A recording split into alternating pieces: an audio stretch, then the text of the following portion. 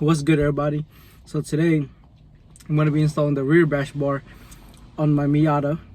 First, we're going to cut the bumper, make it look good and whatnot, clean it up, and then we're going to be installing the rear bash bar. Let's get it.